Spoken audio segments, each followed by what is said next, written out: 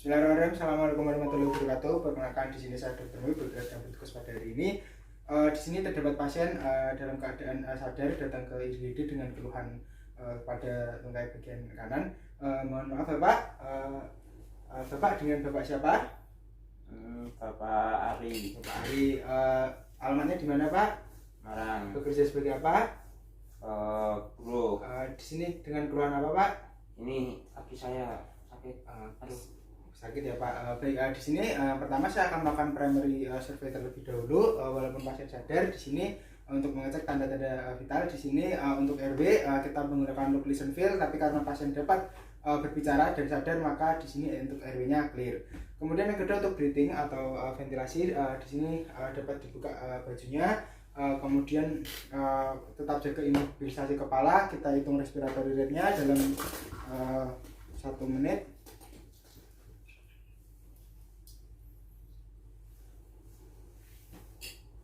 Di sini hasilnya adalah 20 kali per menit, yang berarti masih normal. Kemudian kita inspeksi dan palpasi, tidak ada otot bantuan nafas. Kemudian kita perkusi dan palpasi. Di sini dalam batas normal, perkusinya juga masih sonor. Kita auskultasi untuk nafas Pak. Di sini untuk suara dasarnya vesikular. Kemudian di sini saya akan mengecek O2-nya dengan spirometri. Di sini hasilnya adalah 96, berarti masih normal. Di sini untuk breathing berarti clear. Untuk selanjutnya adalah circulation. Di sini tekanan darah.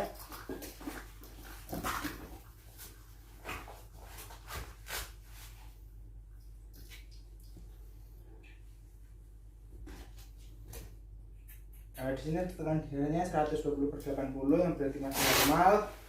Kemudian tidak ada perdarahan aktif, kemudian CTR-nya kurang dari 2 detik, kemudian nadinya di sini reguler 80 kali per menit, yang berarti masih normal, kuat angkat, isi tegangan cukup. Di sini tidak dilakukan pemasangan kateter ataupun infus karena primary, tapi tidak, pasiennya masih sadar. Kemudian disability, di sini cek GCS, EMV di sini 15, A-nya 4, N-nya 5, EM-nya 6, V-nya 5. Kemudian mengecek refleks direct indirect. Di sini normal, pupilnya masih sokor, refleks pupilnya positif. Kemudian Bapak bisa diangkat kedua tangannya, diturunkan bersamaan. Di sini tidak ada tanda lateralisasi. Kemudian exposure, di sini dilihat tidak ada jejas lainnya. Kemudian diganti pakaiannya, diselimuti. Kemudian yang kedua adalah secondary survey. Di sini untuk secondary survey menggunakan prinsip Miss Ample ya. Prinsip Miss Ample. Pak, tadi posisi jatuhnya bagaimana ya Pak? Satu saat ngecat tungkainya, bagi pahanya paha kanan membentur Paha kanannya. Berarti itu lokasinya yang membentur di paha kanan aja ya Pak? Ya. Kemudian pas jatuh itu ada pingsan atau muntah enggak Pak? Ya. Ada ya. Kemudian sudah dilakukan perawatan belum? Ya. Belum. Ada alergi makanan atau obat? Ya. Ada. Mengkonsumsi obat-obatan sebelum ini? Tidak ya. Pernah ada riwayat sakit kayak darah tinggi atau gula? Ya. Terakhir makan apa Pak? Nasi goreng. Nasi goreng. Sekitar berapa lama yang lalu? Berapa jam itu? 6 jam. Kemudian untuk lokasi jatuhnya, untuk lingkungannya itu di tanah, aspal atau di lantai ya Pak tadi? di lantai tadi. Lantainya bersemen itu. Bersih enggak Pak? Bersih. Suasananya pas jatuh ramai atau kondisi sepi? Baik Bapak, di sini untuk primary secondary survey sudah dilakukan. Selanjutnya adalah melakukan pemeriksaan fisik. Pemeriksaan fisik yang pertama kita cuci tangan, siapkan alat. Kemudian alatnya ada stetoskop, benskun, bidai, mitela, plug dan senter dan loop. Kemudian yang pertama untuk keadaan umumnya, di sini pasien tampak sakit sedang. Kemudian untuk kesadarannya masih kompos mentis. TTV-nya tadi tekanan darahnya 120/80, nadinya tadi 80 normal. Kemudian RR-nya tadi 16 normal. Suhunya di sini diukur selama 10 menit 36,5, berarti masih normal. Kemudian untuk status generalisata mulai dari kepala mesosefal normal, mata tidak ada konjungtiva sekreter normal, hidung tidak ada deviasi sekret normal, mulut tidak ada sianosis normal, leher tidak ada otot bantu ataupun perbesaran kelenjar normal. Kemudian untuk toraks paru di sini inspeksi palpasi perkusi auskultasi normal, toraks jantung dalam batas normal, abdomen di sini dalam batas normal, ekstremitas di sini terdapat normal tapi terdapat adanya memar pada regio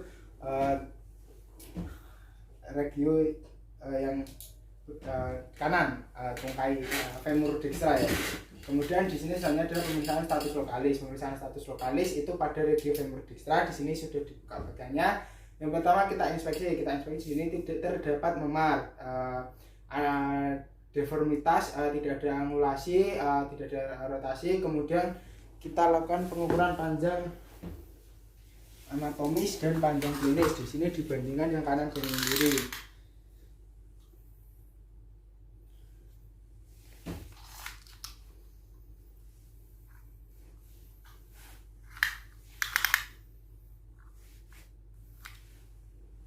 Di sini untuk panjang anatomis yang kanan 90, yang klinisnya yang kanan itu 88, kemudian yang anatomis kiri 94, yang kiri anatomis 94, yang kiri itu yang klinisnya 92. Berarti di sini ada kanan lebih pendek daripada kiri, yang kanan atau yang sakit itu lebih pendek daripada yang kiri. Kemudian di sini terdapat pemendekan positif. Luka terbukanya negatif, tidak ada, bone exposure-nya juga negatif, juga tidak ada perdarahan aktif.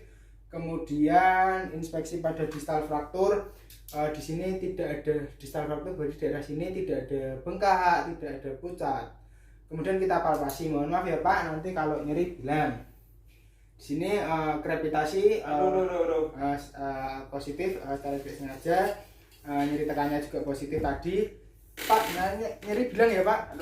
Di sini nyeri lingkarnya positif, nyeri sumbu di sini juga positif. Kemudian kita cek pulsasi pada arteri di distalnya, Bapak lihat. Di sini positif, perabaan pada distal fraktur di sini hangat, CTR di sini kurang dari 2 detik. Kemudian neurologis distal di sini distal dan proksimal fraktur positif normal. Kemudian gerakan, Pak, bisa digerakkan kakinya yang kanan, nyeri Pak, dan ini saya angkat sedikit, nyeri Pak, nyeri. Kemudian yang kiri bisa digerakkan Pak, diangkat, bisa, ini saya gerakkan, nyeri enggak Pak? Enggak ya. Di sini untuk gerakan yang kanan saat bergerak aktif maupun pasif dia nyeri, hanya terbatas, yang kiri normal. Kemudian rom berarti di sini yang kanan tidak dilakukan karena terdapat nyeri. Kemudian di sini coba yang kiri ada fleksi ekstensi, fleksi aduksi, kemudian eksorotasi, endorotasi. Di sini kesan rom terbatas. Kemudian tanda Compartment sindrom 5P itu ada pain ada, PAVI ada, pulseness ada, parestesi negatif, pallor negatif. Kemudian adalah kita inspeksi pada lukanya.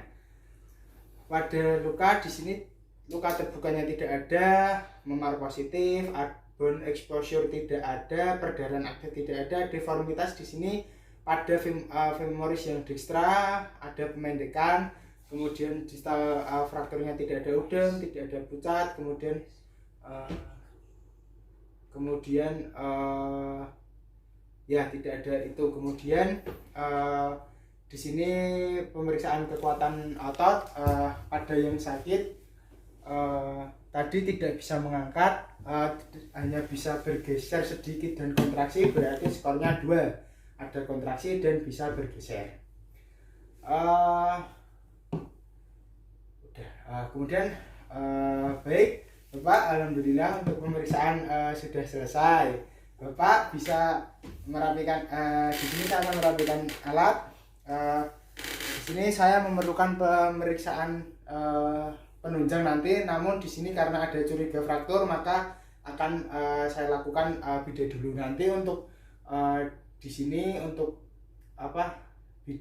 tata laksananya kan kita lakukan pembedaan dulu ya. Jadi ini tuh gunanya nanti untuk memproteksi. Kita lakukan bidai di sini. Karena pada bagian bawah maka pembedaan yang panjang. Di sini jangan melepas stabilisasi manual sampai cedera benar-benar sempurna pembidayanya. Kemudian harus kita memproteksi sebelum melakukan pembidayan, misalkan pakai sarung tangan dan lain-lain pelindung tubuh. Kemudian jangan coba-coba mereposisi atau menekan fragmen tulang yang keluar kembali. Kemudian tadi pakaian sudah dibuka, kemudian kita lakukan baru tekan untuk menghentikan perdarahan fraktur. Kemudian ya itu nanti fraktur ada syaratnya kayak melewati sendi proksimal dan distal dari lukanya. Kemudian bidainya bila sendinya yang mengalami harus dilakukan imobilisasi, kemudian diberikan bantalan atau nanti ada kasa untuk pada sela-selanya. Kemudian nanti sesudah ataupun sebelum melakukan bidai itu dilakukan pemeriksaan nadi, gerak dan yang lainnya. Di sini lakukan bidai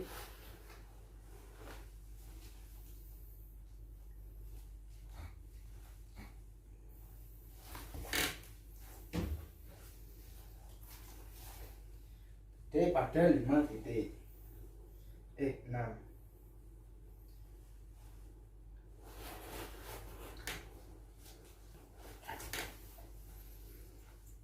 Di sini sebenarnya pakai satu lagi buat mendorong supaya biar bisa terbidai.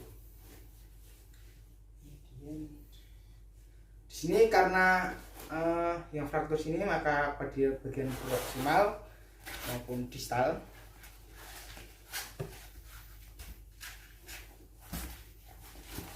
dan pada daerah kedua sendi, jadi jangan di pas sendi dari patella ini.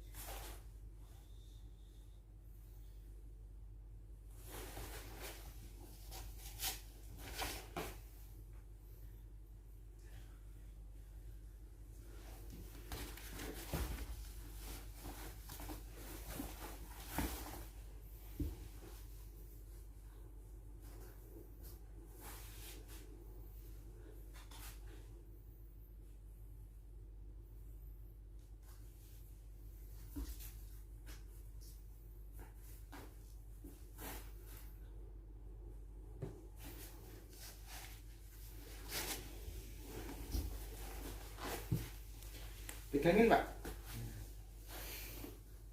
Aduh.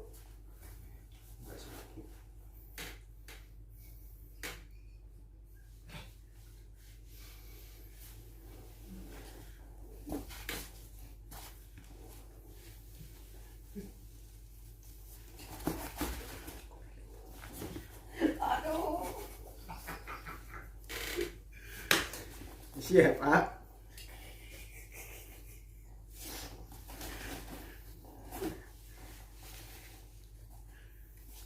Di sini setelah dilakukan bidai, Bapak jangan banyak bergerak. Kemudian di sini untuk hasil pemeriksaan penunjang tadi sudah keluar. Di sini ada foto rongsennya. Di sini untuk diagnosis radiologisnya berarti ada fraktur os femur dextra sepertiga medial transverse complete displaced. Kemudian berarti di sini untuk diagnosis klinis ada suspek fraktur tertutup os femur dextra non komplikata. Untuk radiologisnya fraktur os femur dextra sepertiga medial transverse complete displaced. Diagnosis akhir fraktur tertutup os femur dextra sepertiga medial transverse complete displaced non komplikata. Kemudian untuk diagnosis bandingnya bisa hematoma, hip dislocation, dan lainnya. Kemudian Bapak ini nanti untuk tata laksana dari saya akan saya berikan anti nyeri berupa analgetik. Nanti bisa pakai asam mefenamat yang 500 mg.